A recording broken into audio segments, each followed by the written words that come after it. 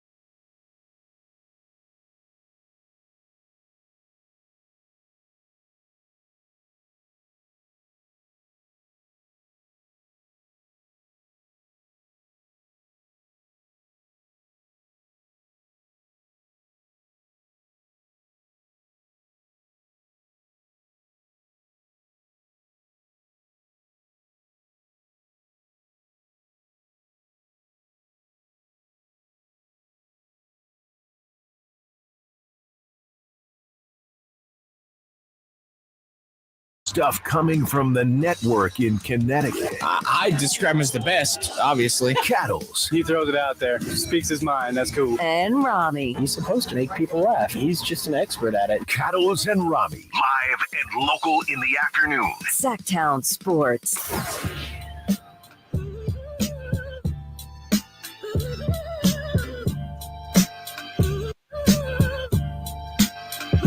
What's happening? A good Friday to all of you as Simone fixes my camera on YouTube to get my ugly mug on there. It's just me today, no Ramie. Hopefully everybody out there is having a good time, getting ready for your weekend. Of course, we've got game night coming up for you at 2:30 sharp. Fastest radio show in the history of radio shows is happening today. Cattles and Ramie, just Cattles. We'll get into the Kings in a little while, but of course we start with the news of the day. You know, myself and JJ and Simone, we were on the call this morning, and we had a plan. We had a plan, and that plan, about 20 minutes after I hung up the phone, was destroyed by one Kyrie Irving. And this is a story that is kind of repetitive, isn't it? Like, is anybody surprised when you saw Shams Charania tweet that Kyrie Irving has requested a trade from the Brooklyn Nets? Was anybody surprised by that? Or were you just kind of waiting for it? Well, that's what happened today. Kyrie Irving has officially requested a trade from the Nets. Here's Adrian Wojnarowski with ESPN. Kyrie Irving and his representative, his agent, should tell you Irving told the Nets that they want to trade. They want to trade ahead of next Thursday. I'm told that they did not request specific teams to be traded to. And I think part of this, you saw some comments last week from Irving's agent about wanting a contract extension, a commitment on a new deal. Obviously, he can be a free agent next summer. And I'm told that there were some, conversation about that, but there was not, obviously not an agreement reached on a new deal.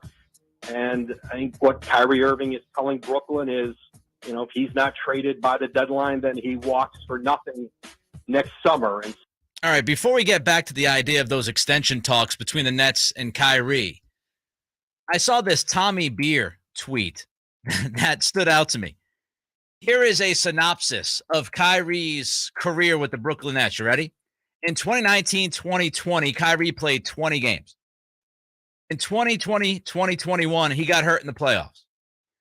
In 2021-2022, he cratered the season by refusing to get vaxxed, which forced Brooklyn to trade James Harden for Ben Simmons. And this year, he demanded a trade. The Brooklyn Nets have paid Kyrie Irving a total of $136 million to do nothing but blow this team up a couple of years down the road.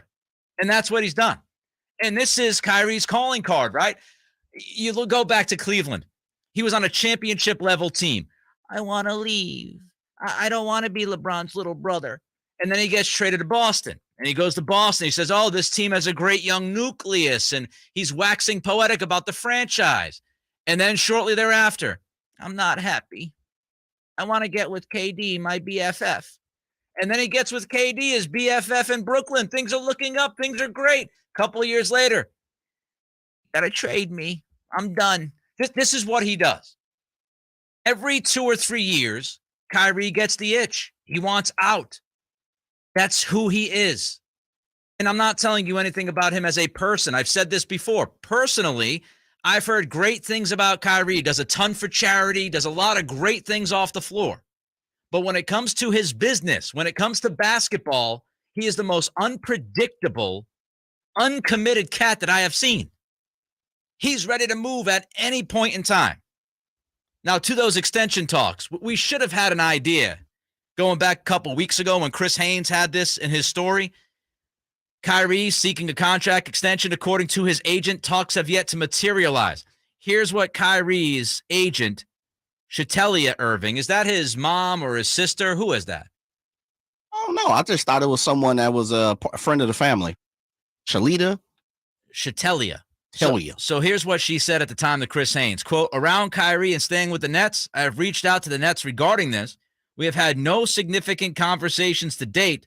The desire to make Brooklyn home with the right type of extension. And those are the key words. With the right type of extension. You know what that means? My terms. If the Nets want to, play around business-wise, I'm not having it. I'm only going to sign an extension if it's my kind of extension. She continued, which means the ball is in the Nets' court to communicate now if their desire is the same.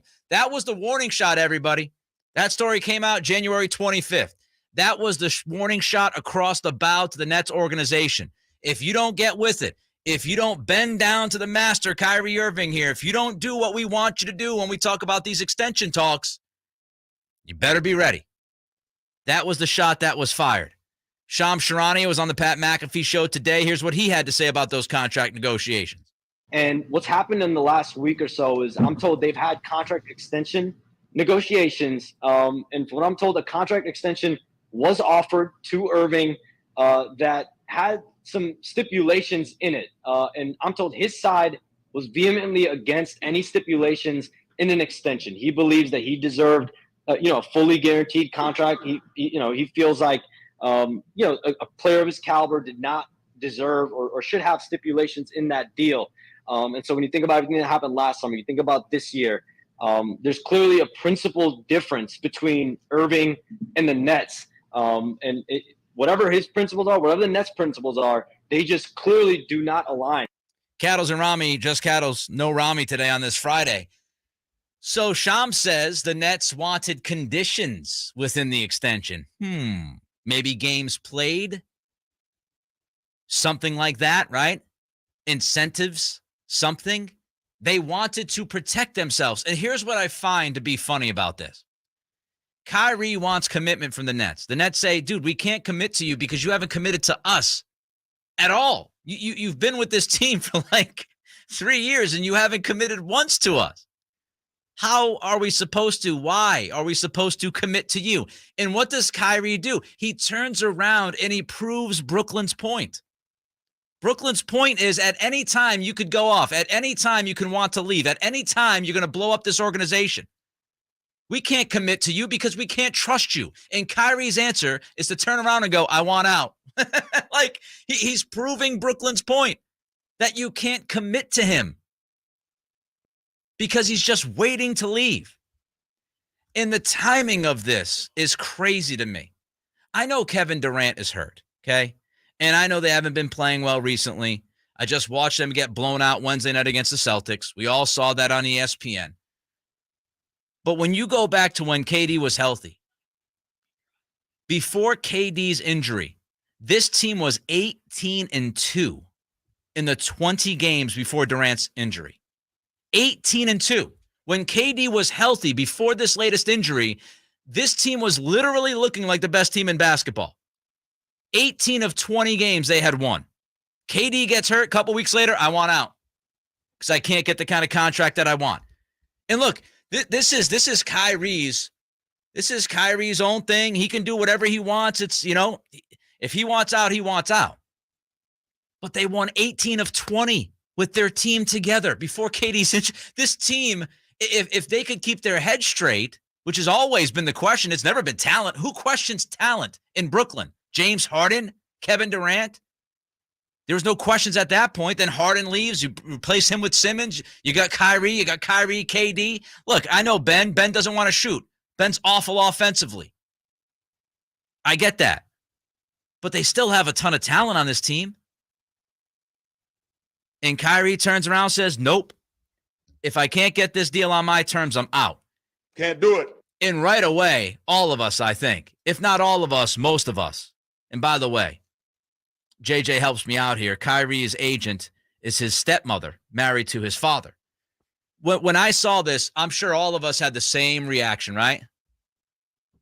He's absolutely carving his path towards LA. This is all about the Lakers. Bet, right? Bet. He'll be a Laker by next Thursday. That's what this is all about. What do you mean by choosing between them? I know, Tim Bontemps, it's difficult, but he's going to choose. And, I've talked about it before. This almost, I just said to Deuce when Deuce and Mo were leaving the studio, this almost feels calculated. We had all the talk in the offseason, right? KD wanted out, then KD was coming back, and we had all of the rumors about Kyrie and the Lakers, and Kyrie and LeBron are now best buddies again. They want to play alongside each other again. And it's almost like Kyrie was like, all right, I'll come back. I'll play good basketball. I'll ask for everything that I want contractually from Brooklyn. And if they say no, I'm going to then turn around right before the deadline and say, deal me. Because I want to put the pressure on the Nets. It feels calculated. So, of course, the Lakers have come up. And, of course, LeBron James, because he does this, is tweeting out eye emojis with the king crown. They're so insufferable. If Kyrie ends up with the Lakers, I swear, I don't want to wish injury on anybody, but I hope that team tanks. I will lose my mind, and it's going to happen. Russell Westbrook's going to Brooklyn, right? They'll have two guys that can't shoot. Ben Simmons doesn't want to shoot. Russell can't shoot. KD is going to be looking around. John Travolta gif. Like, he don't know what's going on. LeBron with his tweet. The eye emoji. We also hear about the Mavs. That'd be interesting. Luka and Kyrie. Luka's third in the NBA in usage rate. My man loves the basketball in his hands. How's that going to work out? My baby boy did what he always do. My baby boy did what he always do. You got Luka wanting the ball in his hands. You got Kyrie wanting to take the big shot. You think we have a cage match during a timeout before the end of a game? Those guys can go after it. Whoever gets the pinfall gets to take the last shot. So you got the Lakers, you got the Mavs, you got the Suns. That's interesting. CP3 makes sense, doesn't it? There's all these stories out there, rumors that the Suns are looking to make big deals. Was it James Jones is actually working for his job right now? And the $1 million question, or the $198.5 million question is there any team out there that wants to give Kyrie the extension he wants? Bing bong. Are you're just waiting? You're just waiting to flip your team upside down by giving this guy a long-term deal. The thing is, he's supremely talented. 27, 5-5 right now. Nobody will ever quibble with his talent. And again, off the floor, he's done a lot for charity. It's not about that. It's, the way he works his business. It doesn't seem like he's a very committed guy. Right? Ladies, you've met these kind of dudes. Don't want to put the ring on the finger. They don't want to be committed. Kyrie's given out a lot of friendship rings in his life. Never finishes the deal. The friendship bracelet type of cat. The friendship bracelet kind of cat. That's what he is.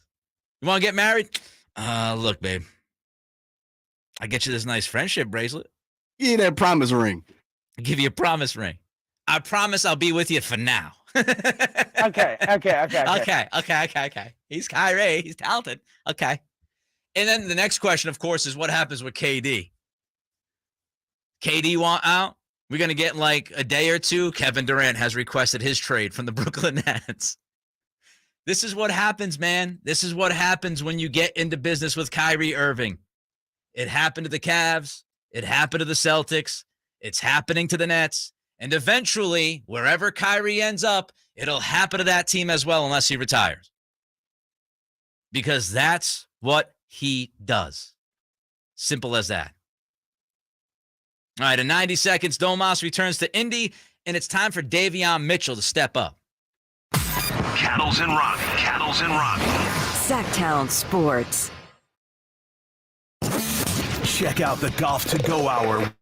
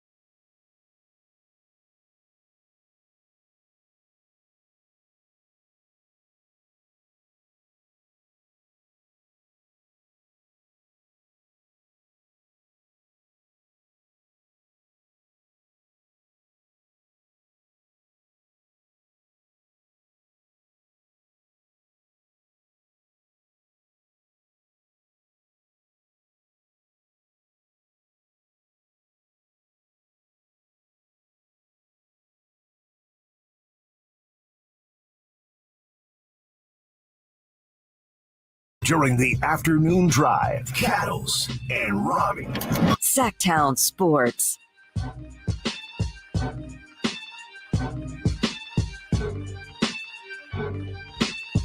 Kyrie switching teams like, whoa. Trying to get a new uniform like, whoa. KD all alone like, whoa. Bars, baby, bars. Sean Marks don't know what to do like, whoa. Oh, my goodness. Before we get to the Kings, quick note here on Derek Carr. Adam Schefter tweeted out just a little while ago that the Raiders have given Derek Carr permission to speak with other teams interested in trading for him that have also agreed to compensation with Las Vegas. It's the same arrangement the Texans had with Deshaun Watson last offseason. So there was some scuttlebutt, as they say, that Derek Carr had not received permission yet. Schefter says he has received permission now. It is 2:16 on this Friday. Time check brought to you by West Coast Men's Health Acoustic Wave Therapy. All right, let's talk some Kings before we get to game night at 2:30 here on Sactown Sports. Domas, Hallie, that trade. I've been saying it since it happened. Totally fine with the deal. Did not lose my mind over it like some people did. And now we look at it almost a year removed, and it's one of those weird trades that actually worked out for both teams. And that's not really super sexy to say as a talk show host, but I couldn't care less. It's the truth. Both teams made out. Both guys are all-stars. Domas has been a beast. He could be all NBA right now. He's a monster. He is, and Hallie's been going off. So worked for both teams. And, of course, tonight it's all about Domas returning to Indiana to play against his former team, the Pacers. Let's go back to November 30th, just after Thanksgiving, Turkey Day, gobble, gobble. Here was what Domas had to say about Indy traveling here to Golden One. Definitely, late in the season when I go there, I feel like it's going to be different. There's a lot of faces, people at the arena, friendships that I've made there, over the last 6 years. So I'm definitely looking forward to it. So Domas said he made it a point, right? Like, all right, playing here at Golden One against Indy, not really that big of a deal because this is my home court now, right? We're in Sacramento. But when I go back to Indiana, it is going to be a little weird. It's going to be different. It's going to be a little awkward. Seeing all the people I used to work with and guys and gals that used to work around me and, getting back into that arena, it's going to be a little bit different. Here was Domas again on December 1st in the postgame. It was fun. It was fun. It's nice always when you don't have to play in the fourth quarter and you take care of business early. And, it was fun seeing a lot of familiar faces. I think there's only 5 guys there since the trade. It's crazy how fast things change. Yeah, it took care of business early. Nice and early took care of that business. And so I don't know if we're going to see that tonight. No De'Aaron Fox for the Kings, personal reasons. I think we know what's going on there. Tyrese Halliburton, by the way, Hallie returned last night, 26, 2, and 12. He shot 24 shots from the field. Remember we used to sit there and go, Hallie, be more aggressive. Now he's taking 25 shots. 11 of 24 from the field last night. He was 4 of 13 from three-point land. The Pacers, by the way, they are struggling. They are 1 and 11 in their last 12 games. Now, of course, Hallie missed 11 of those games. So you would expect that. Their all-star missing.